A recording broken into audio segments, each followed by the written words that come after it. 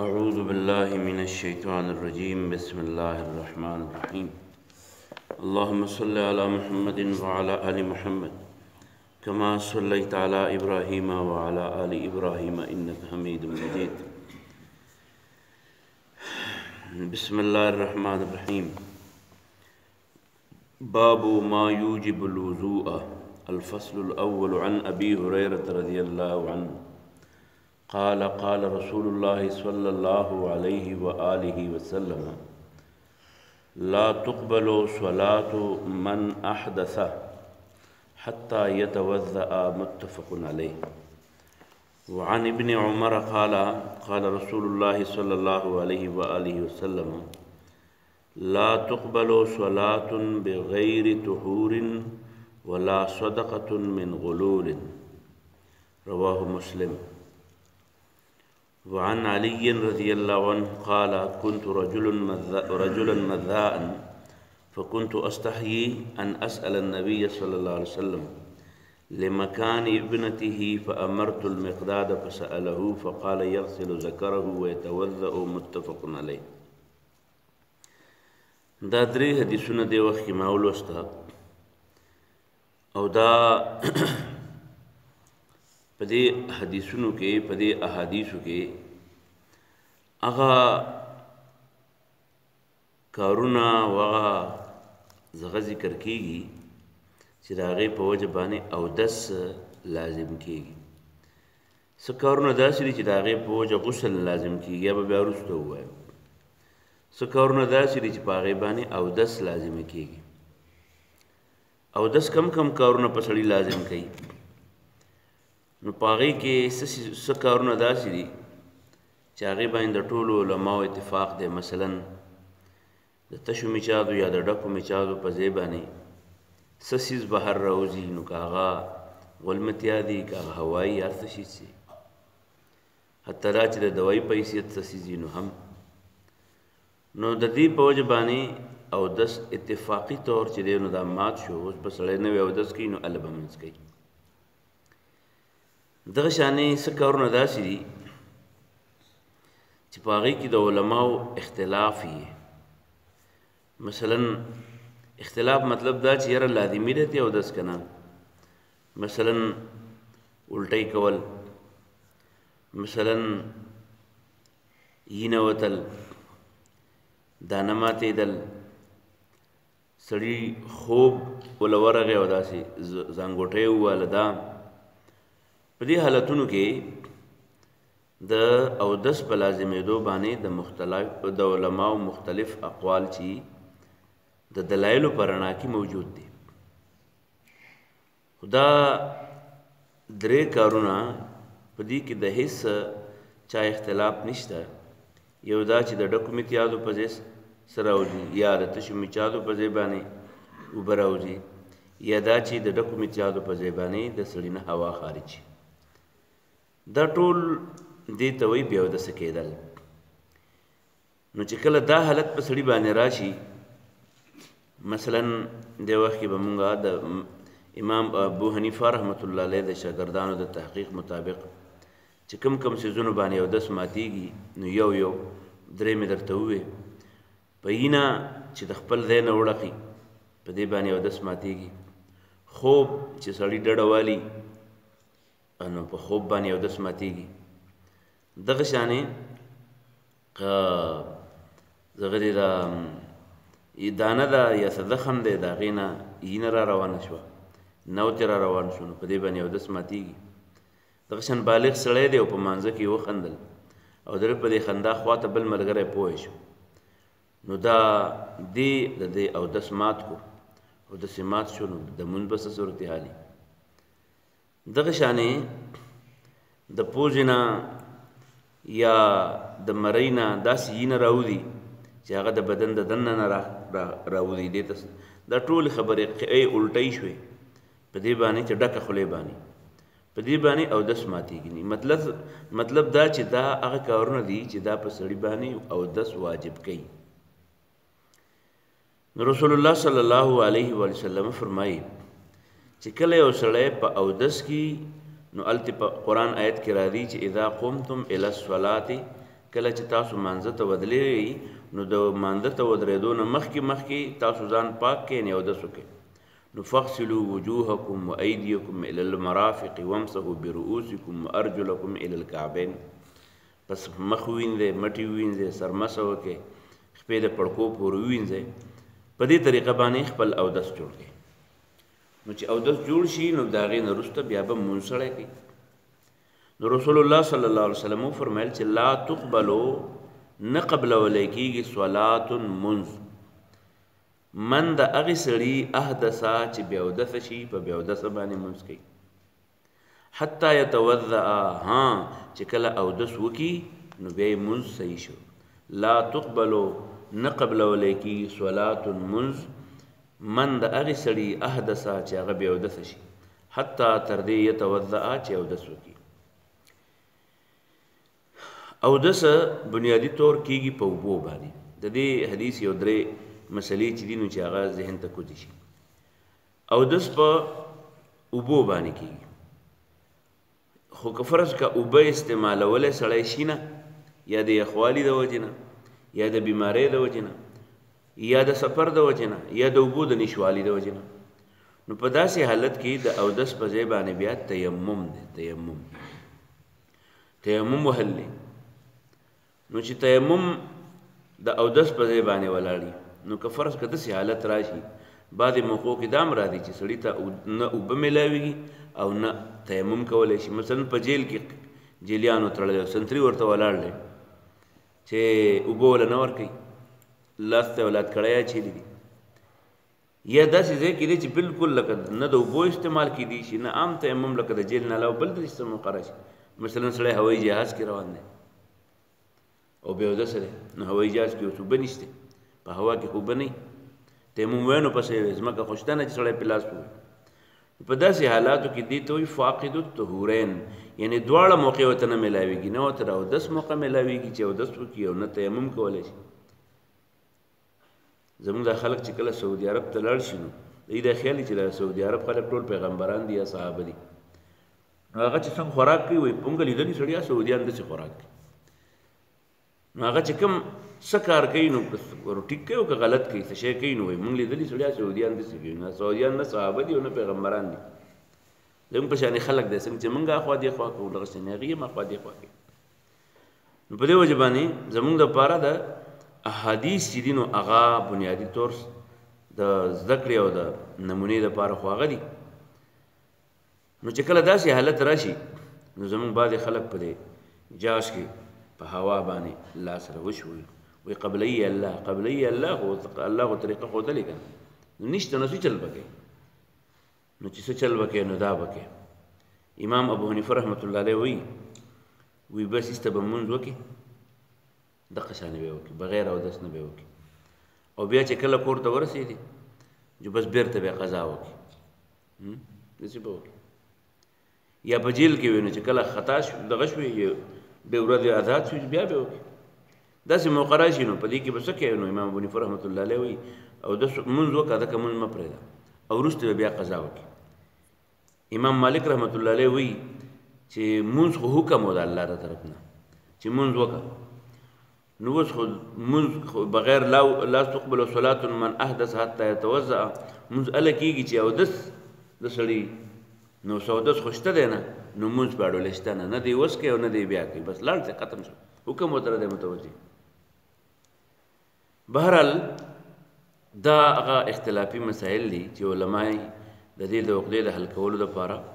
امام شافعي رحمت الله علیه متعلق منقول دی هغه وایي چې مونځ وکړه او بیا اړولې کومه مونځ وکړه مونځ به نه پرېږده مونځ پرېښودل اړولې شته نه شریف خان له په دې نه په جاز کې د پرېښودو اړولې څه تصور نشته او زمونږ یاران ښایي پراته یي ښځې وایي خیر دی سړي وایي خیر دی واړه وایي د ما له خوب راځي نو فاقد الطهورین متعلق د علماو دغه مسله ده نو حدیث الفاظ چې دي نو هغه زده کول پکار دي چې یادي سړي ته لا تقبلو نه قبلولی کېږي صلات مونځ بغیر طهور بغیر د او پاکی نه ولا لا تقبل صلات من نه قبلولی کېږي مونځ د هغې چا احدث چې بې اودسه شي حتی یتوضأ تر دې چې بېرته اودس وکړي دلته علما یو بله مسله هم راوباسي یاره یو سړی په مانځه ولاړ دی اودس یې شته خو اودس یې مات شو دغه کوم وجوهات چې وو د هغې په وجه اودس یې مات شو یا تینه ووته یا تې هوا ووته یا تې تشې مچال دی نو دارې وشو څه شی وشو یا ول په دې ولاړې ولاړې بعضې خلک زموږ یو ملګری په موټرسایکل روان یي اکثر په موټرسایکل هم وده کي داسې وخت کې خوب پرې راغی یا بېهوشه شو یا یې نشه وکړه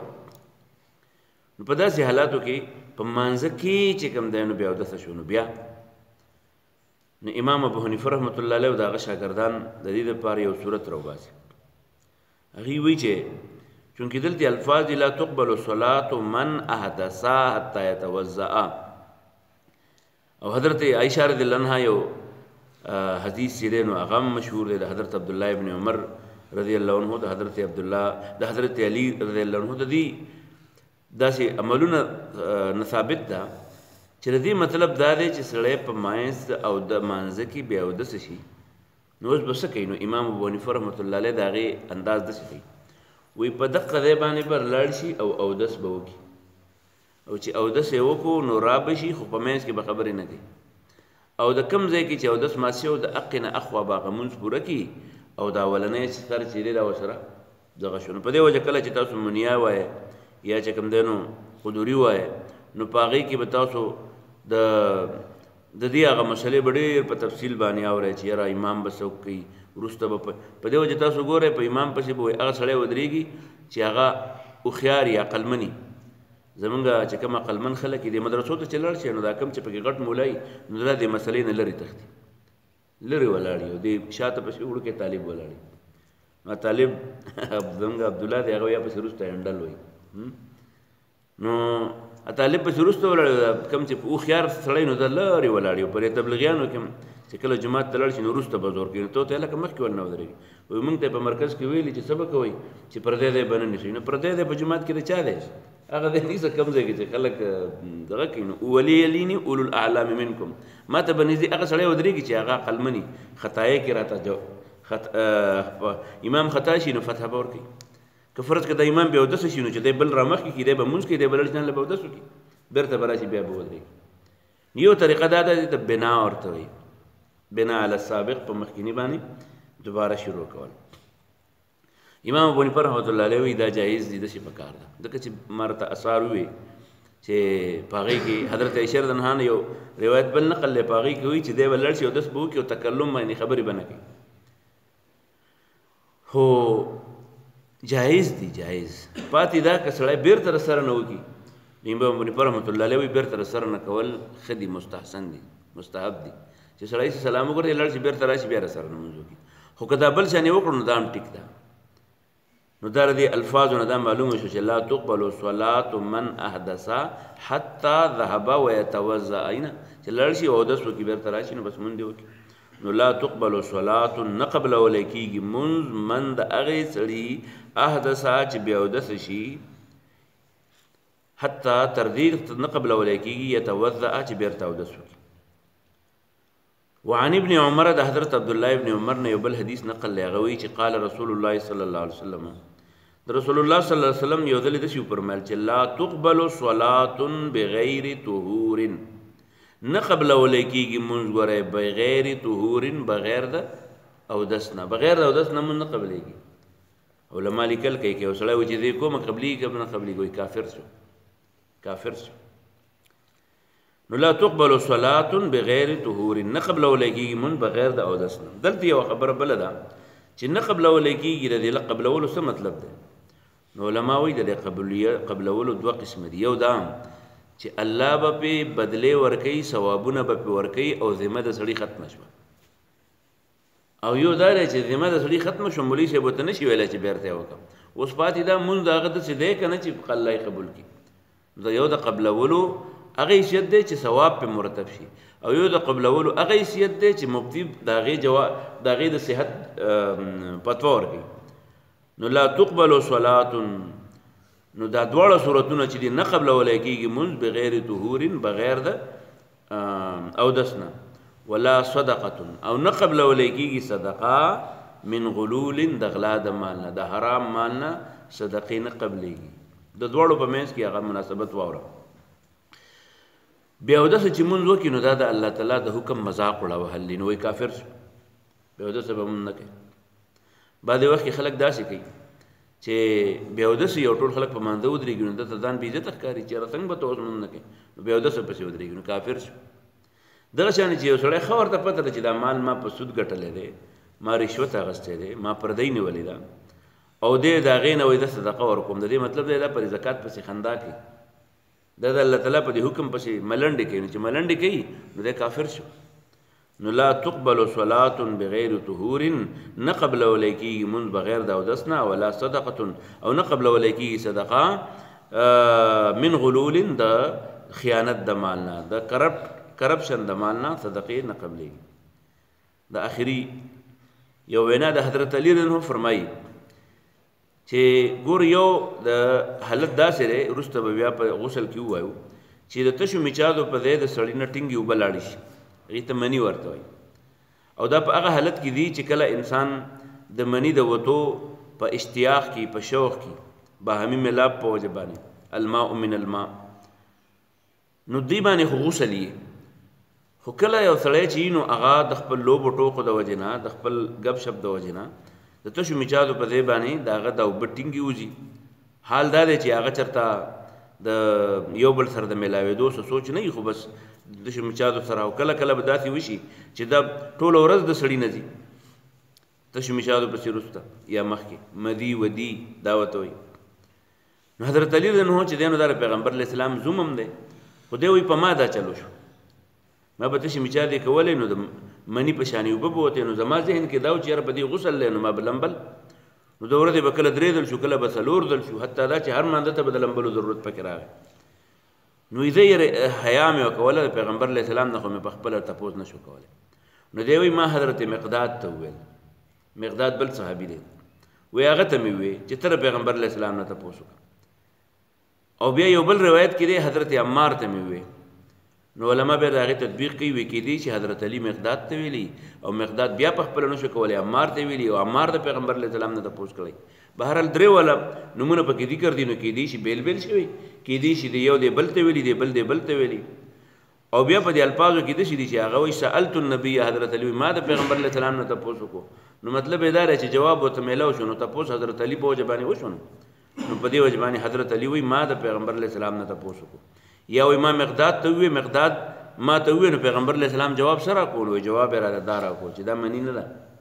دا د تشو میچادو په شانې چې څنګه دي دغه شانې تشې میچادې دي البته یغسل ذکره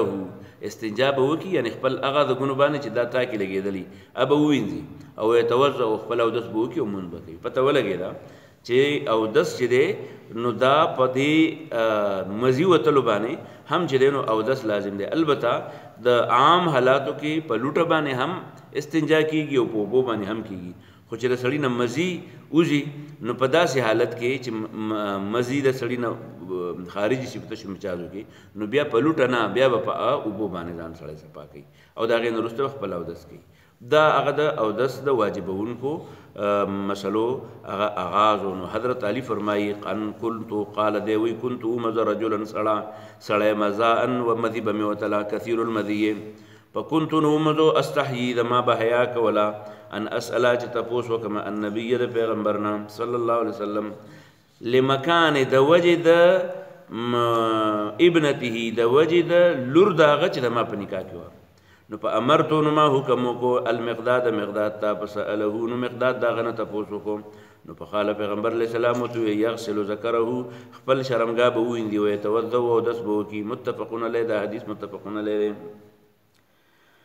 وآخر دعوانا أن الحمد لله رب العالمين ربنا تقبل منا إنك أنت السميع العليم وتب علينا إنك أنت التواب الرحيم برحمتك يا أرحم الراحمين.